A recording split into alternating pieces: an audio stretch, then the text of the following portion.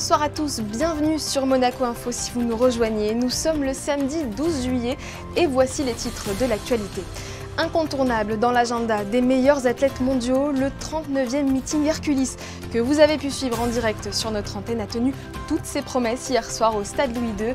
Nous évoquerons les performances de la soirée avant de dresser le bilan de cette édition et de parler du futur avec celui qui en prendra la direction en janvier, Frédéric Chocard.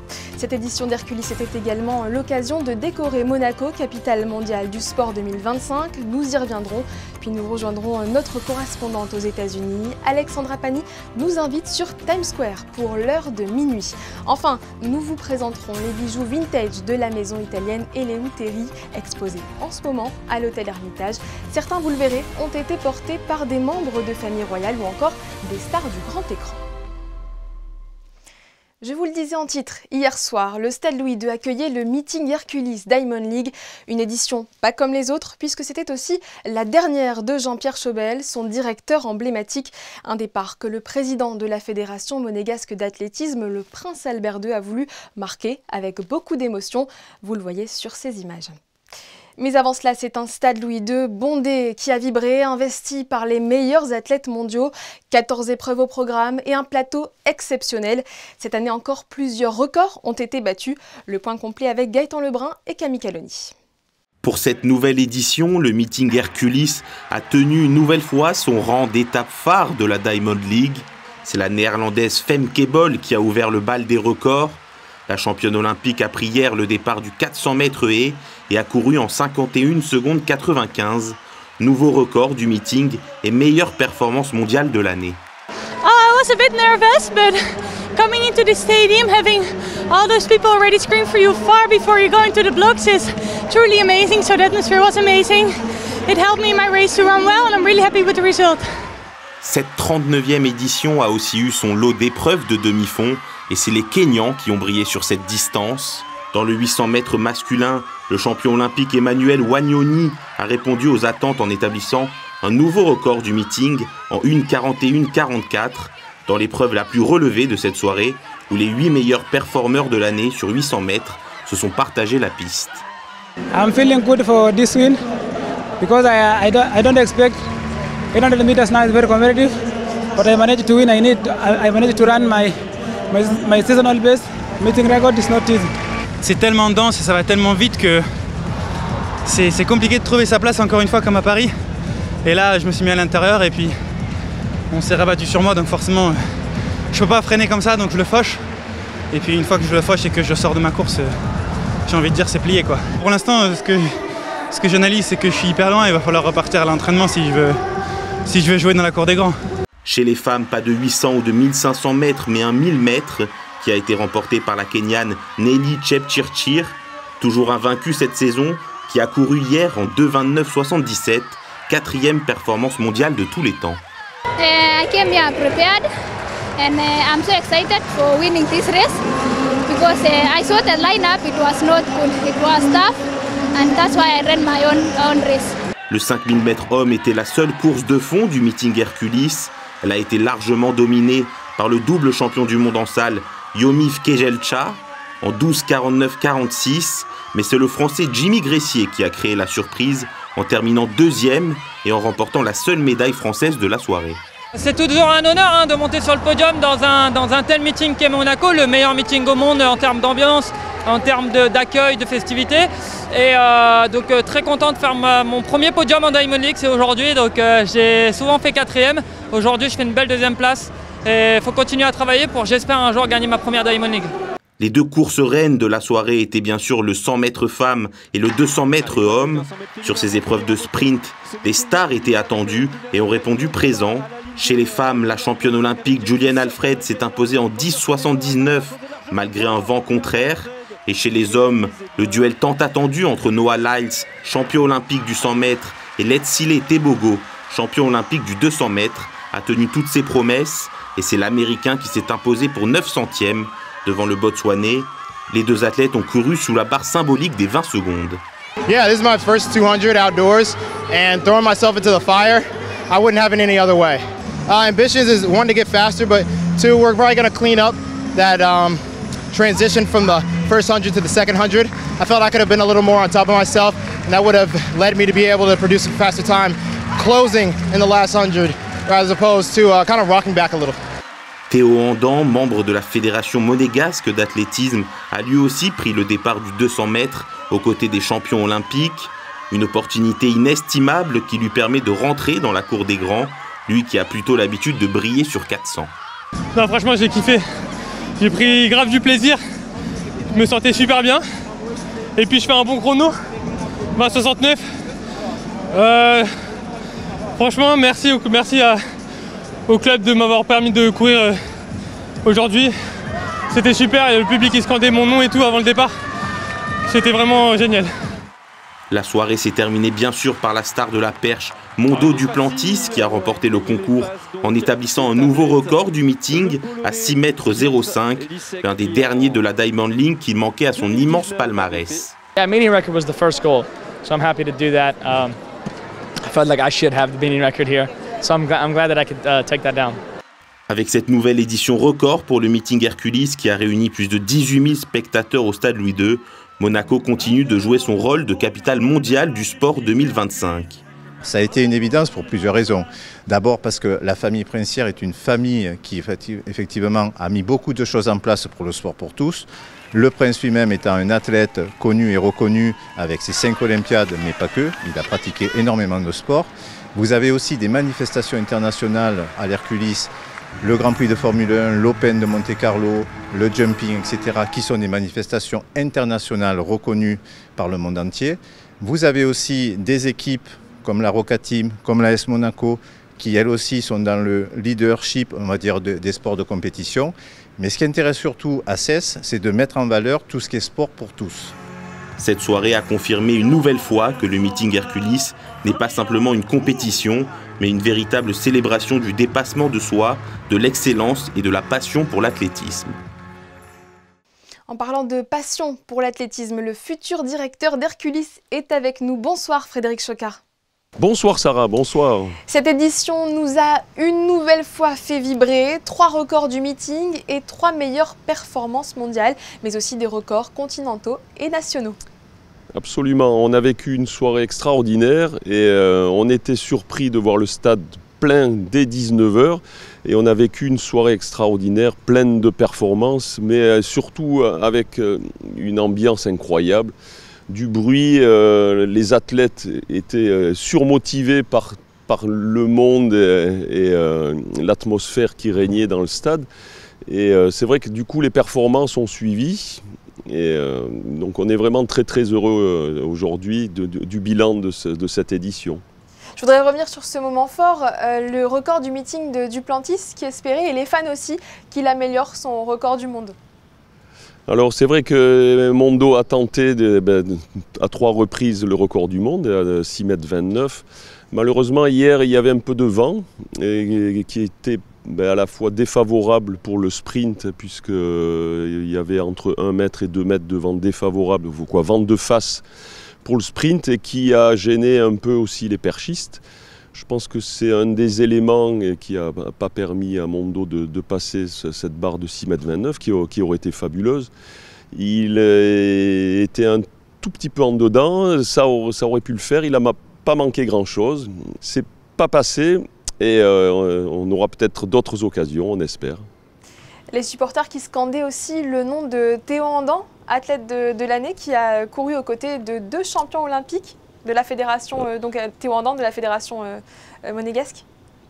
Alors on a cette chance, on a un athlète incroyable, Théo, qui est au club depuis sa jeunesse et qui est devenu maintenant international puisqu'il a participé déjà aux championnats du monde, aux Jeux olympiques, médaillé aux championnats du monde. Et donc le 200 mètres n'est pas sa discipline. On n'avait pas de 400 mètres cette année qui est son épreuve. On lui a permis de participer à ce 200 et il s'est éclaté, il a battu son record. Et c'est sûr que de vivre cette course, cette bataille entre Noah Lyles et Tebogo, qui était vraiment la course très attendue. On a la chance aussi d'avoir pu faire participer 2 autres athlètes du club, de l'AS Monaco, puisque Jean-Noël Crétinoir a pu participer au triple saut masculin. et a bien performé également.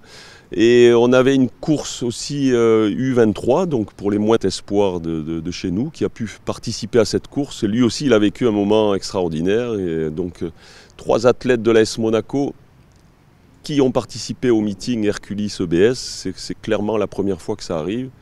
Et on en est très fiers. Vous l'avez dit, tous les sportifs ont pu compter sur le soutien des spectateurs venus en nombre, près de 16 000 au total. Comment on explique un tel engouement, un tel succès ? Et chaque année, les gens viennent et passent un moment extraordinaire. Et donc, ça leur donne envie de revenir. C'est vrai qu'on améliore aussi de plus en plus le spectacle, la lumière, la musique, des animations. On cherche à proposer quelque chose de nouveau chaque année et novateur. Et les gens vivent un bon moment, en fait. C'est familial, c'est convivial. Et c'est comme ça que je pense qu'on fidélise et qu'on a réussi à construire cette régularité, puisqu'on remplit le stade chaque année maintenant depuis des années. C'est une mission que vous vous êtes donnée avec Jean-Pierre Chobel. Après 40 ans de bons et loyaux services, il s'apprête à vous passer le relais. D'adjoint, vous devenez directeur du meeting. Cela marque une nouvelle étape dans votre carrière et dans l'histoire de l'événement. Clairement, il souhaite que cette transition se fasse naturellement et facilement, ce qui est le cas. Je vais continuer ce qu'on fait depuis des années et en gardant totalement ce même esprit familial dans la gestion de la manifestation, de la fédération également. Un meeting d'athlétisme comme ça pour 2h30 de spectacle, c'est plus d'1 an de préparation, mais c'est 200 personnes qui œuvrent dans l'ombre pour que tout soit nickel et que le meeting se passe au mieux. Merci beaucoup Frédéric Choquer d'avoir été avec nous. On vous souhaite beaucoup de réussite dans vos nouvelles missions que vous prendrez donc officiellement en janvier prochain. Merci beaucoup Sarah et j'espère avoir le plaisir de vous revoir bientôt. En sport toujours, l'AS Monaco FC disputait hier son premier match de préparation de la saison au centre de performance de la Turbie. À huis clos, les Monégasques se sont imposés 1-0 face au Cercle Bruges au terme d'une rencontre qui avait comme objectif de faire un premier état des lieux sur l'état de force de l'effectif 2025. Je vous propose d'écouter le coach des Rouges et Blancs à 18h. Il est revenu au micro de Théo Schumer sur le bilan de ce match et sur le début de préparation de Paul Pogba qui n'a pas encore été aligné hier. Cercle Bruges is our sister club. They want to show also that they are good players, and we have to respect it. Some moments sometimes was a little bit too hard, maybe a little bit over the board, but it's normal. I can understand this, but no one is injured, and this is the most important thing. He works hard. He works a lot. Most of the time he's indoor, but he wants to bring his body also in a top shape, and yeah. I cannot say when he's back on the pitch, but everybody is excited when he's on the pitch, and we need time, and we have to protect also Paul, that we can bring him on the pitch, but it makes no sense in this moment. He has to work hard, and he will do it. He's really in a fantastic mood, and but first of all, take a little bit of time, and that the expectations are not too high that he's in the first game against Le Havre on the pitch. Prochain rendez-vous samedi 19 face à Nottingham Forest. On l'a rappelé dans le premier reportage de ce journal, Monaco a été désigné capitale mondiale du sport 2025. Depuis le début de la semaine, des structures florales spectaculaires ont envahi la principauté pour en témoigner. Des créations autour des symboles emblématiques du sport que l'on doit aux jardiniers de la direction de l'aménagement urbain. Visite guidée avec Marie Bonnet-Blanc et Alex Avial. Formule 1, raquettes de tennis, ballons de basketball ou encore ballons de rugby, ces décors floraux ornent la principauté et leurs places n'ont pas été choisies au hasard. Si on a la Formule 1, habituellement, elle est mise autour du circuit pendant le Grand Prix. Elle n'avait jamais été mise sur Monacoville, comme on a fait un clin d'œil à Charles Leclerc. On trouvait que Monacoville était approprié. Et ensuite, on a essayé de localiser les sports là où ils sont passés, comme le Tour de France sur l'avenue Princesse Grace, ou alors là où les clubs résident, les clubs de gym au niveau de Sainte-Dévote.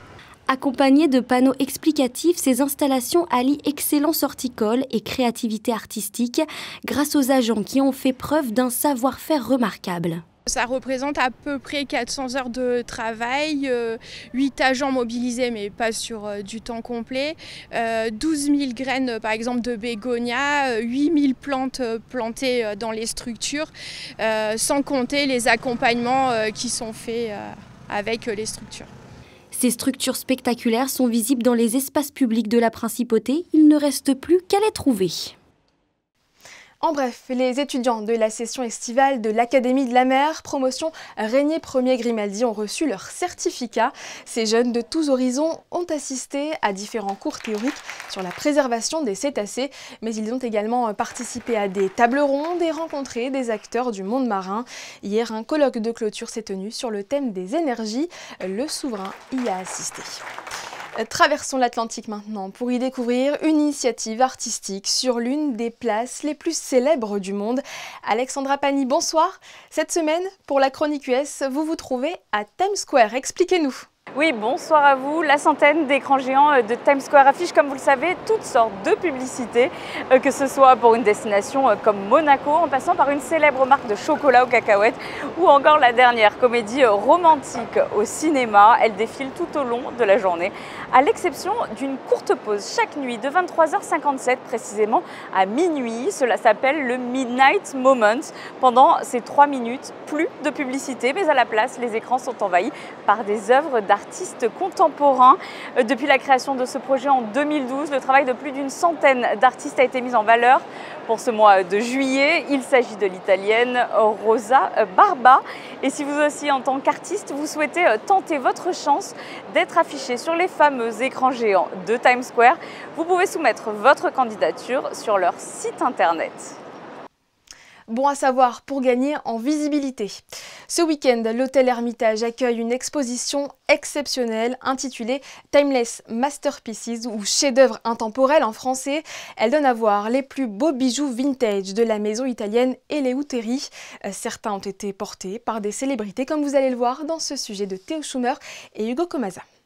Pour la première fois en Principauté de Monaco, la prestigieuse maison de joaillerie Eleutheri a choisi de rassembler les plus belles pièces de sa collection privée afin de les exposer au public au salon Belle Époque de l'hôtel Hermitage. Ces bijoux d'une rareté sans pareille proviennent en effet des boutiques de Rome, Venise, New York, Londres, Doha ou encore Porto Cervo. Tous sont de style vintage et ont été créés par les plus grands joailliers connus. Bulgari surtout, et Cartier, Van Cleef, Tiffany, Webb, David Webb, l'américain, et aussi des choses du 19e siècle et des choses qu'on pense qui ont des particularités qui justifient l'achat pour nous et la proposition à nos clients. Au-delà du style et du détail, ces pièces ont toute une histoire que les 4 générations de la maison Eleutheri n'ont cessé de cultiver, car bien plus que la beauté, c'est le temps qui donne toute sa valeur aux bijoux, comme celui-ci venu de la Renaissance. Jewelry houses tend to get inspired by beautiful historical and artistical periods, right, throughout history, and this is particularly peculiar and curious because the enamel work, as you can see, the white and green enameling is very, very fine, is very, very detailed, and it looks like a Florentine from Florence. Renaissance. Cette exposition Timeless Masterpieces n'est pas une vente, mais elle a tout de même un objectif commercial, puisque de nombreux clients potentiels passeront les portes du salon Belle Époque pour admirer ces pièces d'exception. La maison Eleutheri compte déjà parmi ses clients de nombreux acteurs et chanteurs comme Zendaya, Charlize Theron, Rihanna ou encore Elton John, sans compter les familles royales avec chacune son anecdote. Very famous sheikh from the Arab world decided that she wanted to buy a beautiful Bulgari necklace, actually necklace belt, a snake belt, which was not for sale because we were actually lending that necklace, loaning that piece to the Bulgari Heritage Museum, so it was not for sale. So we said, sorry, we cannot sell it, it's a our private collection, also now it's with Bulgari. And she said, well, you better get it here by tomorrow, ask the Bulgari Museum to send it back. Because if you do, I will buy also this, and this. So we had to please her, you know. That was quite a funny story. Si la haute joaillerie attire les plus grandes célébrités du monde, les pièces de la maison Eleutheri ont encore beaucoup d'histoires à raconter. Certaines se dévoilent à l'hôtel Hermitage et celles-ci, tout le monde peut les voir. Et si justement vous souhaitez voir de plus près ces pièces d'exception, sachez que l'exposition est ouverte de 10h30 à 21h30 demain dimanche. D'autres bijoux fabuleux étaient exposés quelques jours plus tôt, toujours à l'hôtel Hermitage, à l'occasion de la Monaco Auction Week d'Arcurial. Les résultats de la vente aux enchères sont tombés. Les 6 vacations ont totalisé près de 10 millions d'euros. C'est sensiblement le même montant qu'en juillet 2024. Amateurs et collectionneurs de l'eau rare ont également pu acquérir des montres, des sacs et des sculptures. Jamais dormir, c'est le titre de la pièce de théâtre proposée hier soir par la direction des affaires culturelles qui a invité la compagnie L'Annexe au Fort Antoine. Il s'agit d'un seul en scène captivant faisant référence à l'imaginaire à travers les rêves d'une fillette de 8 ans au quotidien difficile. Le metteur en scène et écrivain Baptiste Amann et la comédienne Talia Othman-Telva sont au micro de Marie Bonnet-Blanc, Hugo Comasa et Alexandra Marangoni. En fait, ma fille, quand elle a eu 8 ans, elle m'avait demandé si on existait encore quand on dormait. Et du coup, c'est une enfant qui, avec le sommeil, était un peu rétive à vouloir aller se coucher. Donc en fait, finalement, tous ces ingrédients ont fini par me donner l'envie d'écrire ce spectacle. J'ai 2 enfants et ils ont décorer le lit, en fait, c'est eux qui ont fait les dessins sur le lit, donc ils ont assisté aussi aux répétitions. Ils ont fait un peu les jeunes dramaturges, ils me faisaient des retours aussi.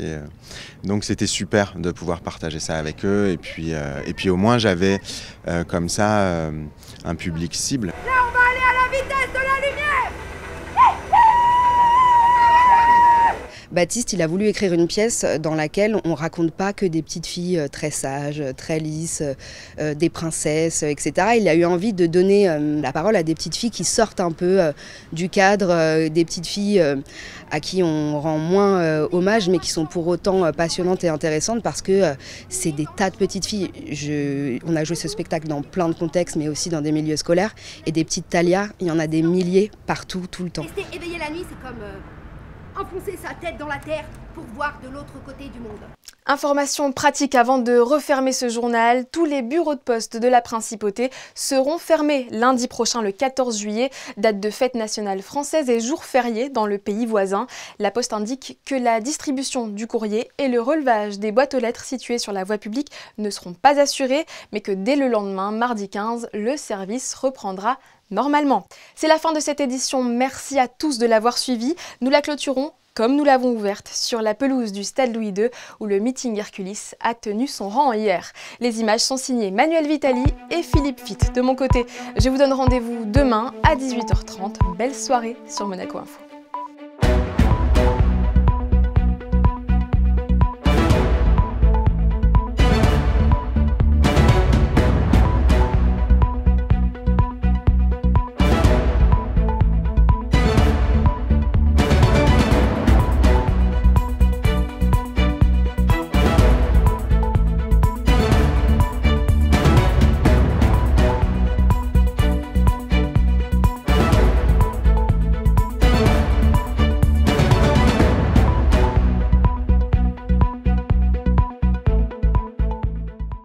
Retrouvez la météo avec Suisse Courtage, votre partenaire de confiance en assurance à Monaco. Protection sur mesure pour particuliers et professionnels.